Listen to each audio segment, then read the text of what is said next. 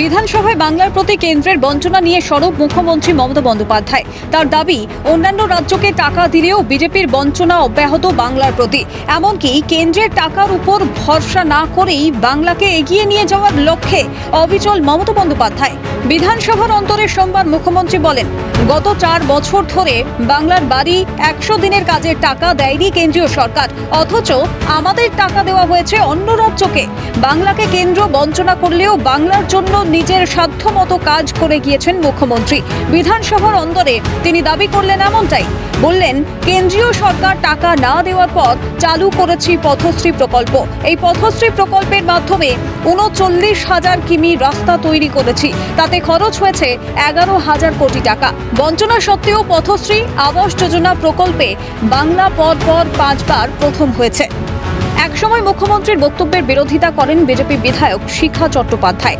বলেন, আপনারা fake video চড়াচ্ছেন। BJP বিধায়ককে থামিয়ে মমতা বলেন, আপনি চুপ করুন, আপনি কি করে বেড়াচ্ছেন আমরা সব জানি। একটা কাউন্সিলর ভোটে জিততে পারেন না, আগে জিতে আসুন।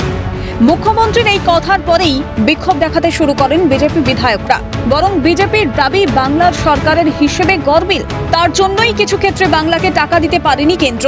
সুকান্ত জানান, বিজেপি শাসিত গুজরাটে 100 দিনের কাজের টাকায় দুর্নীতির অভিযোগ পাওয়া গেছে বিজেপি বিধায়কের ছেলের নামে। তাকে গ্রেফতারও করা হয়েছে।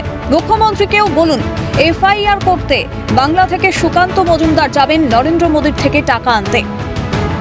গুজরাটের মতো জায়গায় যেখানে বিজেপি ক্ষমতায় আছে, সেখানে 100 দিনের কাজে দুর্নীতির অভিযোগে বিজেপির বিধায়কের ছেলে গ্রেপ্তার হয়েছে।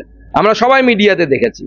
মুখ্যমন্ত্রী এফআইআর করুন, তার তো পঞ্চায়েত প্রধান যারা উনিই স্বীকার করেছেন যে কিছু দুর্নীতি হয়েছে, ওনার ভাইপো স্বীকার করেছেন কিছু দুর্নীতি হয়েছে। তো আমরা সবাইকে বলছি না, কিছু লোকের বিরুদ্ধে আপনি ব্যবস্থা নিন। সুকান্ত মজুমদার যাবে আপনার হয়ে, অর্থাৎ রাজ্যের হয়ে 100 দিনের টাকা চাইতে নরেন্দ্র মোদীর কাছে। বাংলাকে বঞ্চনা নিয়ে অভিযোগ পাল্টা অভিযোগ এই প্রথম নয়। এর আগেও বহুবার এ নিয়ে সরব হয়েছে তৃণমূল। দিল্লিতে গেছেন অভিষেক, শহরে ধর্ণা অবস্থান করেছেন খোদ মুখ্যমন্ত্রী। এবার এ নিয়ে নতুন করে উত্তাল বিধানসভা। সব জট কেটে কবে বকেয়া পাবে বাংলা? ক্যামেরায় অপূর্ব দেবনাথের সঙ্গে রাজা শাহ ও বিপ্লব চক্রবর্তীর রিপোর্ট, ক্যালকাটা নিউজ।